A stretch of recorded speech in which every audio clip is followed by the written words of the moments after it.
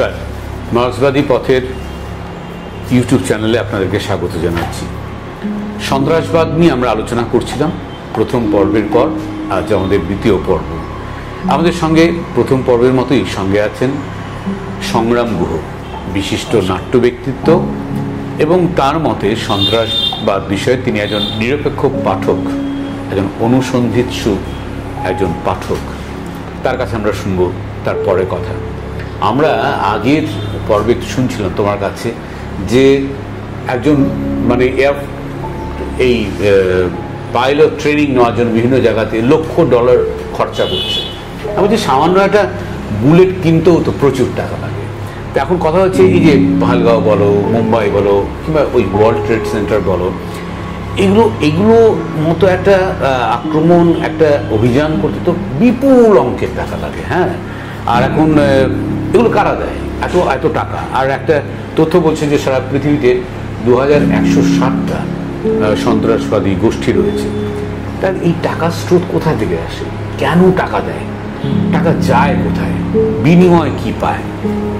এটা কেন প্রকাশ্যে আসে না? মানে এটা কি মানে আমাদের রাজ্যের সাথে তুলনা করলে যে যেমন চাকরিতে যেমন হয় যে টাকা দিল, যে টাকা পেল, সকলেরই মুখ বন্ধ। এই ক্ষেত্রেও এই যে সন্ত্রাসবাদী কাজকর্ম পরিচালনা করার জন্য এই বিপুল অঙ্কের টাকা এখানে যেখানে যেগুলি বিনিয়োগ করা হচ্ছে, তার ফেরত কি যাচ্ছে? এই গোটা ব্যাপারটা, এটা এই চক্রটা, এই জালটা, এই বিষয়টা কি?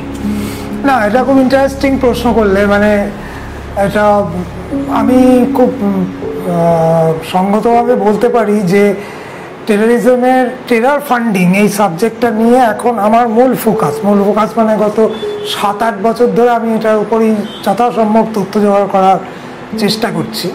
আমি আমার অবস্থানটা আগে খুব ক্লিয়ারলি তোমার সামনে রাখছি। সেটা হচ্ছে যে আমি সন্ত্রাসবাদকে একটা well finance organised business network ছাড়া কিছু মনে করি না। আচ্ছা, কারণ 5 ধরনের টেরোরিজম হয়: পলিটিক্যাল, রিলিজিয়ান, ন্যাশনাল, পার্সোনাল, আনডিটারমিন্ড। তার মধ্যে রিলিজিয়ান অ্যান্ড পলিটিক্যাল এই অংশটা হচ্ছে 81%। আমিও এই 81%-এর উপরই কনসেন্ট্রেট করি যাবতীয় পড়াশোনা করার ক্ষেত্রে বা রিসার্চ মেটেরিয়াল জোগাড় করার ক্ষেত্রে। টাকা কোত্থেকে আসে আর টাকা কোথায় যায় এটা বলার পেছনে সব থেকে বড় অঙ্কটা হচ্ছে টাকা এমনি জন্মায় না। উৎপল দত্তের ভাষায় টাকা তো হচ্ছে চলমান গতিশীল বস্তু, তা সেটা এক জায়গায় বসে থাকে না, টাকা তো মুভ করে। তাই মুভমেন্টটা কিভাবে হয় বা মুভমেন্টটা কি ধরনের হয় এই নিয়ে আমি অনেক রকমের চেষ্টা করেছি।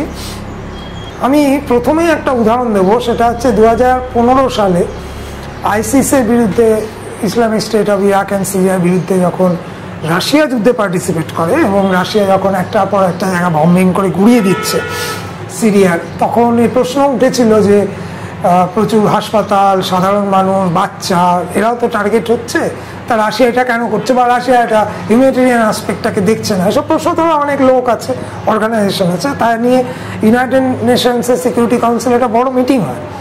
সেই মিটিংয়ে রাশিয়ার যে বিদেশমন্ত্রী সার্গেই ল্যাভরভ, তিনি একটা ওপেন ডোসিয়ার প্লেস করেন যে আপনারা বলুন Saudi Arab, Italy, Canada, Australia, USA, UK এই সমস্ত জায়গার ব্যাংকের নাম উনি উল্লেখ করে বলেন যে এই ব্যাংকগুলো থেকে আইসিসকে এত টাকা, $1,000 বিলিয়ন তোমরা ফান্ড করেছো, কেন করেছো? এটা আগে আপনারা প্রথমে বলুন, তারপর আমরা যুদ্ধের নৈতিকতা, সিভিলিয়ান ক্যাজুয়ালিটি এসব নিয়ে কথা বলবো। মিটিংটা মাত্র 15-20 মিনিট স্থায়ী হয়, তারপরে মিটিংটাও শেষ হয়ে যায়। তার কারণ সত্যি কারো কিছু বলার নেই। কারণ ইতিহাস যদি খুঁড়ে বার করতে হয়, আমি ইম্পিরিয়ালিজম বা এই ধরনের শব্দ ব্যবহার না করেও যদি বলি, বিশ্বের ধনী দেশগুলোর একটা অসম্ভব রকমের পরিকল্পনা হচ্ছে টেরোরিজমকে বা শ্যাডো ওয়ারিয়ারকে ফ্লোট করা।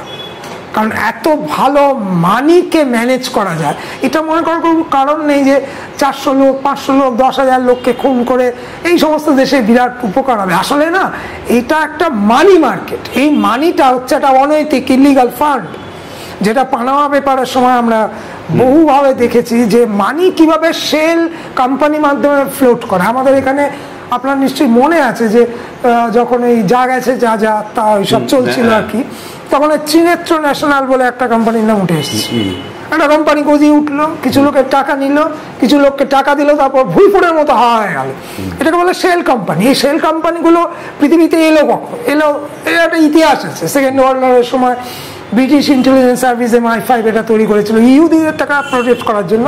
তারপর পরবর্তীকালে এটা বহু লোকের টাকা প্রোটেক্ট করার জন্য বহু দেশ ব্যবহার করা শুরু করে। পানামা পেপারে তো এতে ইলাবোরেটলি আছে। আমরা যে রাজ্যে বাস করি সেখানে এত বেশি পরিমাণে অনৈতিক টাকা ফ্লোট করে। একটু আগে আমি আগের এপিসোডে সিমির কথা বলেছি, এবার বলছি অনৈতিক টাকা যেখানে ফ্লোট করে, আপনি জানবেন সেখানে টেরোরিজম তার জাল বিছাতে সক্ষম। এটা আমার কথা না। আমি যদি সাউথ এশিয়ান টেরোরিজম পোর্টাল বা international centre for conflict management বা সিঙ্গাপুর বেসড অর্গানাইজেশন যেগুলো আমাদের ধারে কাছে রয়েছে তাদের রিসার্চ ডেটা উল্লেখ করি, তারা বলছেন গত বছর অক্টোবর মাসে 2024 অক্টোবর মাসে বলছেন ভারতবর্ষের অন্ধ্রপ্রদেশ, তেলেঙ্গানা, মধ্যপ্রদেশ, গুজরাট, পশ্চিমবঙ্গ, দিল্লি, এখানে টেররিস্ট নেটওয়ার্ক আছে, অর্গানাইজেশন আছে, not in sleeper cell. Sleeper cell একটা মোটিভেটেড কাজের জন্য তৈরি হয়, অর্থাৎ তাদের একটা প্রজেক্ট আছে, সেই প্রজেক্টটা করার জন্য কিছুদিন তাদের টাইম দেওয়া হয় to conversant with all the details. কিন্তু organization is a very dangerous thing. Organization মানে তার মানি মার্কেট আছে, অর্গানাইজেশন মানে তার একটা টেরর নেটওয়ার্ক আছে। আচ্ছা বলুন তো, আমি জাস্ট দুটো ঘটনা উল্লেখ করছি। 26/11 আমরা সবাই খুব পরিচিত তাজ অ্যাটাকটাকে আমি ধরছি। তাজের যে রুমগুলো ছিল সেগুলো সব নাম্বার লক সিস্টেম ছিল। নাম্বার লক দু ধরনের হয়, একটা হচ্ছে আপনি কার্ড বেসড নাম্বার লক, অর্থাৎ কার্ডে দু রকমের পদ্ধতিতে নাম্বারটাকে সেট করা হয়।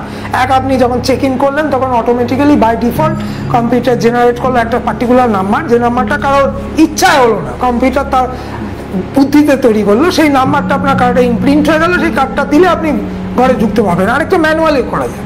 তাজে ঠিক কোনটা ছিল আমরা জানি না, কারণ এই তথ্যটা এখনো অব্দি সামনে আসেনি। 131টা ঘর, আজমাল কাসবের মতো আরো 5 জন জঙ্গি, তারা ওই 131টা ঘর খুঁড়ে ফেললেন। কখন? যখন উপরে NSG কমান্ডো অলরেডি এসে গেছে, তারা বুলেটের মতো র্যাম্পেন্ট ফায়ার করছে। 131টা ঘর তারা 42 মিনিটে খুললেন। শুভদা, আমি এরকম পৃথিবীতে এত বড় ম্যাথমেটিশিয়ান দেখিনি যে এত লক্ষ কোটি পারমুটেশন কম্বিনেশন করে এটা খুলতে পারে। দে আর ওয়েল ট্রেন্ড। প্রশ্ন হচ্ছে এই ট্রেনিংটা কারা দেয়? একটু আগে আপনি বলছিলেন না যে পাইলট ট্রেনিং, এক একটা জায়গাতে $1 লক্ষ করে লেগেছে। তাহলে এই যে টেরোরিজমের টাকাটা কে ঢালছে, কোথার থেকে আসছে, সে টাকাটা রিটার্ন কিভাবে হচ্ছে, এই প্রশ্নটা হচ্ছে সব থেকে গুরুত্বপূর্ণ। একটা তো ওয়েপন ইন্ডাস্ট্রি আপনি চোখের সামনে দেখতে পাচ্ছেন। যদি 26/11 ধরি, ইন্ডিয়ার পাকিস্তান 26/11 পর শুধু অস্ত্র কিনেছে ইসরায়েল, ফ্রান্স, বিভিন্ন দেশ থেকে কয়েক হাজার বিলিয়ন ডলারের। আপনি এই কোম্পানিগুলোর যদি ব্যাক এন্ড ক্যালকুলেশন করতে থাকেন, নেগেটিভ ক্যালকুলেশনের মতো, যে তলা থেকে আপনি ক্যালকুলেশন করছেন, দেখবেন যে একটা বড় শেয়ার হোল্ডার হোল্ডিং কোম্পানি। পহেলগামের পরেও দুটো দেশে আবার অস্ত্র কিনতে হয়তো হবে না, ইন্ডিয়া তো অতটা হবে না, কারণ ইন্ডিয়া অনেক ইঞ্জিনিয়ারিং সিস্টেম ডেভেলপ করছে, এবং সেটা ভালো দিক, অনেক জিনিস নিজেরা তৈরি করছে অনেক টেকনোলজির মাধ্যমে। কিন্তু পাকিস্তানের সেরকম কোনো সম্ভাবনা নেই। এই যে হাজার হাজার বিলিয়ন ডলার কিনছে, এই টাকাটা যাচ্ছে কোথায়? আপনি মালিকানা খুঁজতে দেখতে শুরু করুন। সেই ঢুকবেন সৌদি আরবে, সেই ঢুকবেন কানাডায়, সেই ঢুকবেন USA, সেই ঢুকবেন ব্রিটেন। এটা কি হচ্ছে? মানে তাদের দেশের কোম্পানি তাদের দেশের অর্থনীতিতে খাটছে টাকা, আর পে করছি আমরা সাধারণ মানুষ যারা আক্রান্ত। হ্যাঁ, তাহলে এই যে গোটা নেটওয়ার্কটা তাহলে কিসের জন্য হয়? আরেকটা উদাহরণ দিচ্ছি, ধরুন বিভিন্ন টেরোরিস্ট দল, এই যে বলা হচ্ছে না যে পাওয়ার সেন্টারকে অ্যাটাক করো, রাস্তা ভেঙে উড়িয়ে দাও, বেসিক ইনফ্রাস্ট্রাকচারকে তুমি অ্যাটাক করো। এটা যখন করা হচ্ছে, আপনি ভাববেন দেখেছো আমাদের বিদ্যুৎ কেন্দ্রে অ্যাটাক করলো, পৃথিবীর বহু দেশে ঘটনাগুলো ঘটছে। তাহলে আপনি কি করে রেস্টোর করবেন? আপনার কাছে কে আছে? ওয়ার্ল্ড ব্যাংক আছে, আপনার কাছে এশিয়ান ডেভেলপমেন্ট ব্যাংক আছে, আপনার কাছে বিভিন্ন ফান্ড আছে, ইন্টারন্যাশনাল ফান্ড আছে। তারা বলবে ভাই আমি তোমাকে টাকা দিচ্ছি, তুমি ক্ষতিগ্রস্ত হয়েছো, কোনো ব্যাপার না, আমি তোমাকে টাকা দিচ্ছি। একটা কস্ট অফ হোয়াট? 100 টাকার ব্যাংকের সুদ যদি 4 টাকা হয়, তাহলে এই ফান্ডের 100 টাকা 7 টাকা সুদ দিতে হয়। তাহলে আপনি একটা ক্রাইসিস তৈরি করুন মার্কেটিং এর মতো, যে আপনি একটা নিড, ডিজায়ার, হ্যাঁ, একটা ভ্যাকুয়াম তৈরি করুন। তৈরি করলেই আমি আমার প্রোডাক্ট নিয়ে হাজির হয়ে যাবো, যে আমার তো টাকা আছে, তোমার টাকা নেই তো কি হয়েছে, তুমি টাকা নাও, বিদ্যুৎ কেন্দ্র বানাও, এটা যেমন একটা গল্প, ওয়েপেন যেমন একটা গল্প। এবার বলুন তো এই টেরোরিস্টদের টোটাল ট্রেনিং, আমি দুটো ছোট্ট উদাহরণ দিই। যে জামা পরে টেরোরিস্ট যখন অ্যাটাকের পর বিভিন্নভাবে তাদের জামা কাপড়গুলো অ্যানালিসিস করে দেখা গেছে চমকে ওঠার মতো। আমি শুধু 26/11 খুন হয়ে যাওয়া টেরোরিস্টদের জামা কাপড়ের কোয়ালিটি যদি বিচার করি, সেগুলো হচ্ছে ফুটবল খেলে যারা ওয়ার্ল্ড কাপে যারা খেলে বা বিভিন্ন ক্রিকেটে যারা খেলে, তাদের যে পার্টিকুলার সিনথেটিক ফেব্রিক, সেই ফেব্রিকের তৈরি জামা কাপড়। আপনি জিজ্ঞাসা করবেন কেন, ওরা কি খেলতে গেছে? না, ওটার একটা মানে ইনসুলেশন টাইপ আছে, ওটা একটা ইনসুলেটেড ফেব্রিক, এটা বিভৎস কস্টলি। এবং তারা যে জুতো ব্যবহার করছে, তারা যে ঘড়ি ব্যবহার করছে, তারা যে ফোন ব্যবহার করছে, এই যে ফোন পাহেলগাঁও অ্যাটাকের সময় একটা বড় অংশে আমরা ছবি দেখলাম যে এরকম ফোনগুলো নিয়ে যদি আপনি ঘাটতে যান, আপনি রীতিমতো চমকে উঠবেন যে এই ফোন পায় কোত্থেকে। হ্যাঁ, আলট্রা ফোন বলে, এই ফোনে কোনো সিম কার্ড লাগে না, এ ফোন চলে নানা রকম টেকনোলজি। তার মধ্যে কিছু অ্যাপ আছে যে অ্যাপগুলোকে বলে এতে স্টেগনোগ্রাফি বলে একটা প্রযুক্তি আছে, মানে ছবি মধ্যে মেসেজকে এনক্রিপ্ট করা হয়। এই প্রযুক্তিতে এরা ছবি চালাচালি করে, তার মধ্যে মেসেজ যায়। মানে এই যে টেকনোলজি এবং এই ফোন ব্যবহার করার যে ভিসার সিস্টেম, স্যাটেলাইট বেসড এই ফোনগুলো, তার যে অঙ্ক, এই অঙ্কটা বুঝতে তো একটা লোককে 3-4 ঘন্টায় ফোনটা ধরে বসে রাখতে হবে। তারা গুলিও করছে, ফোনও চালাচ্ছে। বলুন তো এত অসাধারণ ট্রেনিং কিভাবে, কোন পাঠশালায় এটা দেওয়া হয়, কোন ট্রেনিং সেন্টারে দেওয়া হয়? মানে এই যে গোটাটা আমি বলতে চাইছি যে এত হিউজ টাকার স্রোত আসছে, টাকাটা তো কোথার থেকে রিটার্ন হচ্ছে। তার মানে এই যে অনৈতিক টাকা, সেটা যদি খাটে তার রিটার্নে কি আসছে? তার রিটার্নে তো কিছু একটা আসছে। আপনার পলিটিক্যাল স্টেবিলিটি বলুন, ইলেকট্রাল স্টেবিলিটি বলুন, এটা একটা দিক হতে পারে। আর তার বাদ দিয়ে আপনাকে ডিস্টার্ব করা একটা দিক হতে পারে।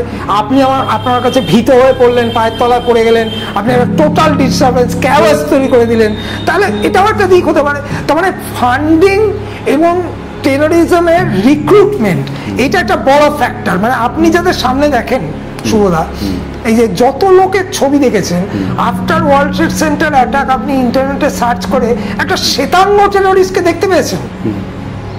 খুব খেয়াল করে শব্দটা উল্লেখ করুন, যে শ্বেতাঙ্গ, যে পাগড়ি পরেনি, যে দাড়ি রাখেনি, অল দেখবেন ব্রাউন কালারের। কেন? মানে এটাও তো একটা পোর্ট্রেয়াল, যেটা বিশেষ ধরনের শ্রেণীর লোকেরাই টেরোরিস্ট হয়।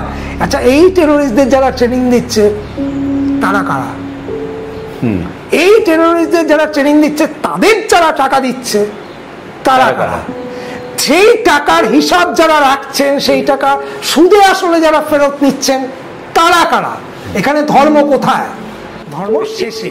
এইখানে একটা প্রশ্ন আসছে যে এই যে এত কিছু শুনলাম, এখান থেকে যেমন যে এই আল কায়দা, এদের ট্রেনিং ম্যানুয়াল হোক, বা যে টেরার ট্রেনিং হোক, বা যে এই যে ভীষণ রকমের যে ভীষণ উন্নত ধরনের পোশাক আশাক, সমস্ত ফোন, সমস্ত কিছু, এই সমস্ত কিছু, এইগুলো কোথাও তো কোনো বিশেষ ধর্ম বা বিশেষ ধর্মগ্রন্থ এর মধ্যে তো এর কোনো নির্দেশনামা আমরা খুঁজে পাবো না। কিন্তু তা সত্ত্বেও আমাদের মধ্যে একটা প্রচার আছে যে এই সন্ত্রাসবাদ আর পাকিস্তান, এই দুটোরই কি মানে এই জিনিসটা কি ওই ইসলাম কোথাও কাজ করছে? অথচ আমাদের গ্লোবাল টেররিজম ইন্ডেক্স 2025-এ আমরা দেখি যে সবচেয়ে বেশি সন্ত্রাসবাদী হানায় যে ক্ষতিগ্রস্ত দেশ, সেটা হচ্ছে ওয়েস্ট আফ্রিকার বুরকিনা ফাসো, যার ইন্ডেক্স হচ্ছে 8.58, পাকিস্তান হচ্ছে 8.3। আর বলছিলাম যে এই বালুচিস্তানের নেত্রী বলছেন যে পৃথিবীর মধ্যে সবচেয়ে বেশি মুসলিম হত্যা হচ্ছে পাকিস্তানে। এখন এই মুসলিম দেশের সন্ত্রাসবাদীরা কেন বেছে বেছে নিজের দেশেই বা অন্য মুসলিম দেশেই কেন সহনাগরিকদের বেছে বেছে খুন করে? বা এই যে একটু আগে শুনলাম যে এটা একটা সংগঠিত একটা ব্যবসার চক্র বলে তুমি বলছো। এখন বিষয়টা হচ্ছে ব্যবসাটা কিনা ধর্মটা, কোনটা মুখোশ আর কোনটা মুখ? হ্যাঁ শুভদা, থ্যাংক ইউ। মানে এটা সব থেকে গুরুত্বপূর্ণ এবং সব থেকে জটিল জায়গা যেখানে এনে তুমি দাঁড় করালে। আমি ভেবেছিলাম দাঁড় করাবে না, আমার কাছে এসকেপ রুট দেবে। তা আমি তোমার এই প্রশ্নের উত্তরে আমি একটা সিনেমার নাম আগে প্রথমে বলি, my name is Khan, I am not a terrorist. আমার মনে হয় এটাতে সব থেকে বেশি উত্তরটা দেওয়া আছে। খুব ইন্টেলিজেন্ট একটা হেডিং, ইন্টেলিজেন্ট নাম। আর টেররিজম তো ফ্রেঞ্চ রেভলিউশনের সময় থেকে আসে, সেটা তো সবাই জানে। এবার টেররিজমের একটা বেসিক সমস্যা আছে। মানে তুমি নিশ্চয়ই জানো 1972-এ মন্ট্রিয়াল অলিম্পিকে একটা বড় টেররিস্ট অ্যাটাক হয়েছিল মিউনিক অলিম্পিকে, এবং সেই মিউনিক অলিম্পিকে টেররিস্ট অ্যাটাকের পর প্রচুর খেলোয়াড়দের ওরা খুন করেছিল কি মুসাদ, ইসরায়েলের এজেন্টস। এবং তারপরে তড়িঘড়ি ইউনাইটেড নেশনস একটা কনফ্লিক্ট ডাকে 1972, এবং টেরোরিজমের সংজ্ঞা নির্ধারণ করার জন্য এই কনফ্লিক্টটা ডাকা হয়। আজকে 2025, একটি সংজ্ঞাও বেরোয়নি। তুমি যদি রুটলেজের একটা বই আছে যে এক্সপ্রেশন অফ টেরোরিজম, এই ডিকশনারিটা কেনো, প্রচণ্ড দাম, যদি কেনো নিজের সংগ্রহতে রাখার জন্য, তুমি দেখবে 260খানা শুধু সংজ্ঞা আছে টেরোরিজম। তুমি ক্লান্ত হয়ে পড়তে পড়তে। তার মূল কারণ হচ্ছে এত রকমের কনফ্লিক্ট, এই কনফ্লিক্টের উত্তর কে দেবে? ইউনাইটেড নেশনস তো দিতে পারছে না। এবার যার সংজ্ঞাই নেই সেখানে দাঁড়িয়ে তুমি ইসলামিক টেরোরিজম কথাটাকে ব্যবহার করবে কি করবে না, এই প্রসঙ্গে আসার আগে ইতিহাসে চলে যাও। এই শব্দটা হঠাৎ করে এলো কখন? হঠাৎ করে জনপ্রিয় হয়ে উঠলো ওয়ার্ল্ড ট্রেড সেন্টার অ্যাটাকের পর থেকে। আমরা দেখলাম মানে এটা কয়েনেজ চালু হলো ইসলামিক টেরোরিজম। এবার তুমি এটা নিয়ে বিভৎস ডিবেট আছে। না, এবার তো আমরা পিছিয়ে যেতে পারি। পৃথিবীর সচকিত এক ধরনের সচকিত করা হলো ইসলামিক টেরোরিজম নিয়ে ওয়ার্ল্ড ট্রেড সেন্টারে আক্রমণের পর। কিন্তু 78 সালে আফগানিস্তানের সরকার পরিবর্তনের পর যখন একটা প্রগতিশীল সরকার হয়, তখন যেটাকে এখন টেরোরিজম বলছে তখনই সেটাকে তো মুক্তিযুদ্ধ বলা হয়েছিল। তারাই বলেছিল মুক্তিযুদ্ধ। ওসামা বিন লাদেনকে তো এরাই নিয়েছে। এই যে ভাষ্যগুলো পরিবর্তিত হচ্ছে, ওয়ার্ল্ড ট্রেড সেন্টারে আক্রমণ হওয়ার পর, অর্থাৎ আমি এটা ফ্রাঙ্কেস্টাইন তৈরি করেছি ব্যবহার করার জন্য, আমি দেখছি আমি ব্যবহৃত হয়ে যাচ্ছি। তখন আমি বলছি যে হয় তুমি টেররিস্টের সাথে নয় আমার সাথে, এই দুটো ছাড়া কোনো তৃতীয় কোনো কিছু নেই। এই জায়গায় দাঁড়িয়ে গোটা জায়গাটা কোথায় আসছে? হ্যাঁ, অ্যাকচুয়ালি এটাই হচ্ছে সব থেকে ইন্টারেস্টিং জায়গা। আমি একটু আগে তোমাকে বলছিলাম না যে কে কার চালিকা শক্তি তারা প্রকাশ্যে নেই, ওএমআর কারা পাবলিশ করেনি তারা প্রকাশ্যে নেই, ওএমআর পাবলিশ যারা হয়নি তারা হচ্ছে সামনের সারির যোদ্ধা, তারা মরে যাচ্ছে। এই তো মানে গোটা ব্যাপারটা তুমি এটা সম্পর্ক প্রতিস্থাপন করতে পারবে, মানে খুব হাস্যকর নয় জিনিসটা। মানে একই অঙ্কে পৃথিবীটা চলছে, মানে চালানোর চেষ্টা করছে আর কি। সেটা হচ্ছে দেখো টেরোরিজমের ক্ষেত্রে ইসলামিক টেরোরিজম খুব ডিবেটেবল। আমি তোমাকে আগেই বললাম যে এটা কেউ মানে না, কেউ বলে যে এর সামনে ইসলাম একটা অদ্ভুত জায়গা, সেটাকে সত্য হিসাবে ধরেই তো তারা অ্যাটাক করতে যায়। এটা যেমন সত্য, আবার পাশাপাশি ইসলামের কোথাও টেরোরিজমের কথা বলেনি, এটাও তো সত্য। মানে তোমাকে কাজ করতে গেলে তো সবচেয়ে বেশি শিকারও হচ্ছে তারা। একদমই। এবার ধরো এই যে বিভিন্ন টেরোরিস্ট অর্গানাইজেশনগুলোর ক্ষেত্রে তুমি পৃথিবীতে যারা রিসার্চ করছেন তারা না কতগুলো টার্মিনোলজি চেঞ্জ করার কথা বলছে, মানে খুব সাম্প্রতিক রিসার্চ। সেটা হচ্ছে হোয়াই ইসলামিক টেরোরিজম। তুমি কথাটাকে ইসলামিস্ট টেরোরিজম বলতে পারো, তুমি এটাকে র্যাডিক্যাল ইসলাম বলতে পারো, তুমি এটাকে চেঞ্জ করে ইসলামিক র্যাডিক্যালাইজেশন বলতে পারো, তুমি এটাকে ইসলামিক রিয়াকশনারিজম বলতে পারো, কিন্তু ইসলামিক টেরোরিজম দয়া করে বলো না। কেন কথাটা বলছি?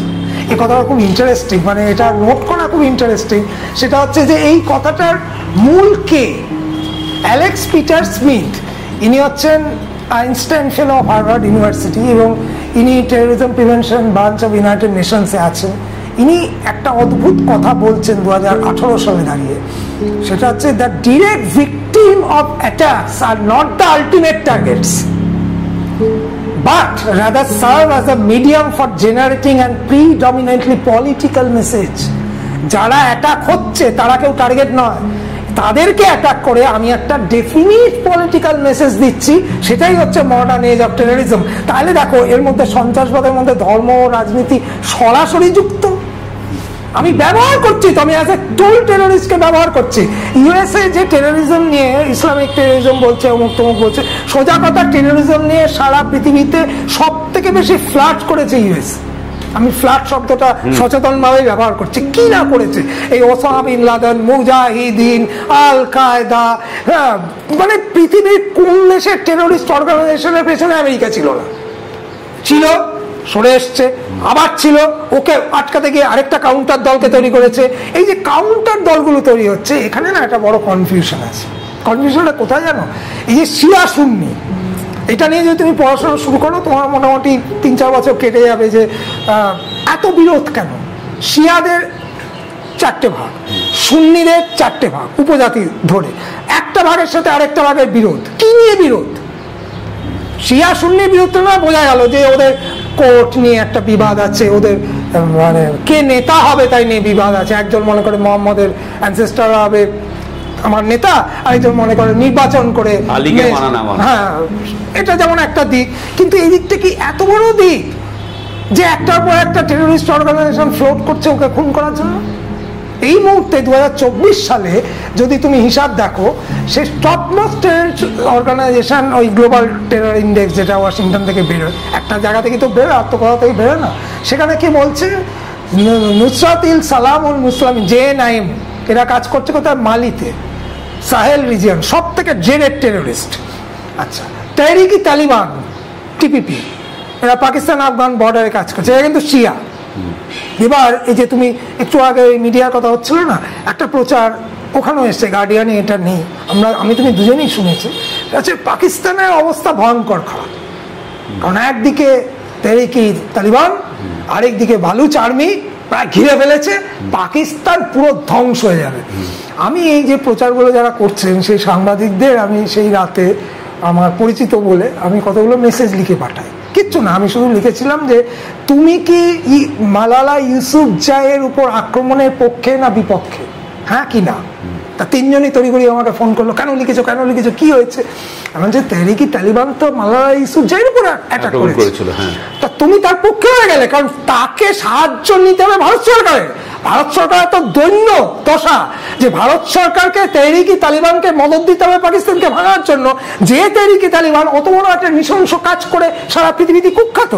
মানে এটা না, মানে তখন বলছে না আমরা না এত ডিটেলে খবরটা জানতাম না, গুগলে সার্চ করলেই তো পাওয়া যায়, এটা তো আমি কোনো বিশেষ মানে রিসার্চ বেসড তথ্য বলছি না, গুগলে সার্চ করলেই তেহরিক ই তালিবানে যাবতীয় তথ্য। তোমরা যখন বলছো অ্যাজ এ মিডিয়া পার্সন, তোমরা একটু খেয়াল করে বলছো না তোমরা কি বলছো? এই একই নাইটি বাংলাদেশের সময় শুনেছি, আরাকান আর্মি সে সীতা বন্দরে ঢুকে পড়লো, চট্টগ্রাম ইন্ডিয়ান আর্মি দখল করে নেবে, ওখানে প্রচুর কাজ হচ্ছে। এই যে ফেব্রিকেশন ফ্যাক্ট, যার মধ্যে একটা সরাসরি বলছি ইসলামের প্রতি একটা চরম ঘৃণা তৈরি করার ন্যারেটিভ আমি খুঁজে পাই। এটা আমার কাছে খুব খুব আশ্চর্য এবং খুব বাজে লাগে। এই যে দেখো তুমি, একটার পর একটা অর্গানাইজেশন বলছে, centre for strategic and international studies, তারা বলছে যে তারা একটা সার্ভে করেছে, এই সার্ভেটা খুব গুরুত্বপূর্ণ। 2017 থেকে 2019 পর্যন্ত ওরা সার্ভে করে, পৃথিবীর 1.8 বিলিয়ন মুসলিমের কাছে তারা পৌঁছতে পারেনি। তারা প্রথমেই বলেছে যে আমাদের পক্ষে যে জায়গা রিচেবল সেই জায়গা পর্যন্ত পৌঁছতে পেরেছে। ওরা 3 লাইনে সার্ভে করেছে যে তুমি টেরোরিজমকে সাপোর্ট করো, ব্লাডশেডকে সাপোর্ট করো কিনা, এই বিষয়ে তারা তথ্যটা ওরা ক্লাসিফাই করা প্রায় 2 বছর, করোনা হয়ে গেল, পাবলিশ করতে পারেনি। 2023 সালে ওরা পাবলিশ করেছে, ওখানে বলছে হেডিংয়ে, there is no clash of civilization. পৃথিবীর 90% মুসলিম টেরোরিজমকে হেট করে, ঘৃণা করে, এবং তারা মনে করে ওটা হচ্ছে তাদের যাবতীয় সর্বনাশের মূল কারণ। তো এটা তো হচ্ছে মানুষের বক্তব্য, এবং মানুষের বক্তব্যকে আমরা সব থেকে বেশি গুরুত্ব দেব। তাহলে আমার কথা হচ্ছে যে আজকে পাকিস্তান একটা টেরোরিজমের হাব, এটা নিয়ে কারো কোনো ডিবেট নেই, আমারও নেই। কারণ কি কারণে তারা কি পিপলস ম্যান্ডেট নিয়েছিল যে আমি টেরোরিজম, ওখানে তো নাকি নির্বাচন হয়, যে আমি টেরোরিজম এতগুলো দলকে আমি এখানে শেল্টার দেবো, স্পেস দেবো, পাওয়ার দেবো, ইনফ্রাস্ট্রাকচার দেবো, টেরোরিস্ট সাপ্লাই দেবো, অর্গানাইজেশনে বিল্ড আপ করবো, এয়ার সাপোর্ট দেবো, এসব বলে তারা ভোটে জিতেছিল। তারা তো জেতেনি। তাদের যে হিডেন এজেন্ডা, সেই এজেন্ডাটা তো মারাত্মক, এবং ভারতবর্ষ এবং পাকিস্তান দুটো দেশ সাফার করছে তার জন্য। তাহলে এখানে হোলিস্টিক হওয়া দরকার। Holistic in sense of what, যেটা ভারত সরকার চালু করেছে, যদি এটাকে কন্টিনিউ করতে পারে, এই দেশে দেশে এমপিদের পাঠিয়ে কিছু লাভ হবে না, এটা কূটনৈতিক স্তরে আলোচনা করতে হবে এবং প্রেশার তৈরি করতে হবে। ইন্ডিয়া গভর্নমেন্ট যেটা পারে এবং জোরদার হইতে পারে, সেটা হচ্ছে পাকিস্তান গভর্নমেন্ট শুড রিভিল যে তারা কত টাকা ফান্ড করেছে, গত 20 বছরে কত টাকা ফান্ড করেছে, সমস্ত কিছু বেরিয়ে আসবে। এবং এই অত্যন্ত রক্তাক্ত অধ্যায় যদি না শেষ হয়, আমি বলছি সুব্রতা, পৃথিবীতে ক্রাইসিস অফ সিভিলাইজেশন শুরু হয়ে যাবে। তার কারণ কি জানো? ইউনাইটেড নেশনস এবং বিভিন্ন রিসার্চ অর্গানাইজেশন বলছে 2050 সালে আনএমপ্লয়মেন্ট মুসলিমদের মধ্যে 15 থেকে 24, এই সংখ্যাটা তুমি শুনলে মাথা খারাপ হয়ে যাবে। 51% মুসলিম পপুলেশনের কাছে কোনো চাকরি নেই। ইকোনমিক ডেসপারিটি কোথায় গিয়ে পৌঁছবে 2050 সালে? এই দুটোকে যদি আমি বটম লাইন করে গোটা জিনিসটাকে অ্যানালিসিস করি, তাহলে আমি বুঝতে পারছি আমার এখন লড়াই কিন্তু টেরোরিজমের বিরুদ্ধেই হওয়া উচিত, এবং জেনে না জেনে নয়, অকারণ কাউকে দাগিয়ে দেওয়া নয়, তকমা দেওয়া নয়। না, আমার বক্তব্য খুব পরিষ্কার, সেটা হচ্ছে যাদের আমরা মরতে দেখছি, যাদের আমরা অ্যাটাক করতে দেখছি, তারা ফ্রন্ট এন্ড ক্যারিয়ার। আমার ধরতে হবে টপ মাথাকে, অন্তরালের ক্রীড়কদেরকে একদম টপ মাথাকে ধরতে হবে। চাকরি দুর্নীতি নিয়ে চিৎকার করলে হবে না, চাকরি দুর্নীতির মাথাকে ধরতে হবে। ঠিক সেরকম ভাবে টেরোরিজম নিয়ে চিৎকার করলে হবে না, টেরোরিজমকে ফান্ড করে কে, তার মাথাকে, কিসের ইন্টারেস্টে মানুষকে ডিভাইড করার খেলায় নেমেছে। সেই খেলাকে বন্ধ করার জন্য যদি আমরা সর্বতভাবে এইভাবে আলোচনা ভিত্তিক করে, স্লাইড প্রদর্শন করে, ভিডিও প্রদর্শন করে মানুষের কাছে না যাই, তাহলে আমাদের কাছে খুব বড় বিপদ আছে বলে আমার মনে হচ্ছে। আমরা এতক্ষণ ধরে অনেক তথ্য, ব্যাখ্যা, চমকপ্রদ বিবরণ এর মধ্য দিয়ে সন্ত্রাসবাদের একটা গোটা বিশ্বজোড়া চেহারা দেখলাম। যদিও সংগ্রাম বলছিল যে খুব ছোট পরিসর নিয়ে কথা বলবে, কিন্তু শেষ পর্যন্ত আমরা খুব বিস্তৃতভাবে বিশদই আলোচনা করলাম, এবং শেষ পর্যন্ত আমরা গিয়ে পৌঁছলাম যে সন্ত্রাসবাদের যে দৃশ্যত যে চেহারা, তার বাইরে যে চেহারাটা আমরা দেখি না, দৃশ্যমানতার বাইরে যেটা রয়েছে, যে অন্তরালের খেলা রয়েছে, অন্তরালের ক্রীড়নকেরা রয়েছে, এবং তার যে অর্থনীতি, তার যে রাজনীতি, তার যে ভূ রাজনীতি, এই সমস্ত কিছুই আমাদের কাছে অনেকটাই স্পষ্ট হলো। এই আলোচনা চলতে থাকবে, এই আলোচনার ভিত্তিতে আমাদের লড়াইও চলতে থাকবে সন্ত্রাসবাদের বিরুদ্ধে। লড়াইয়ের জন্য এই আলোচনা জরুরি, এই আলোচনার জন্যও আমাদের লড়াই জরুরি। মার্ক্সবাদী পথের ইউটিউব চ্যানেলের পক্ষ থেকে আপনাদেরকে অনেক ধন্যবাদ। সংগ্রাম, তোমাকে ধন্যবাদ। নমস্কার।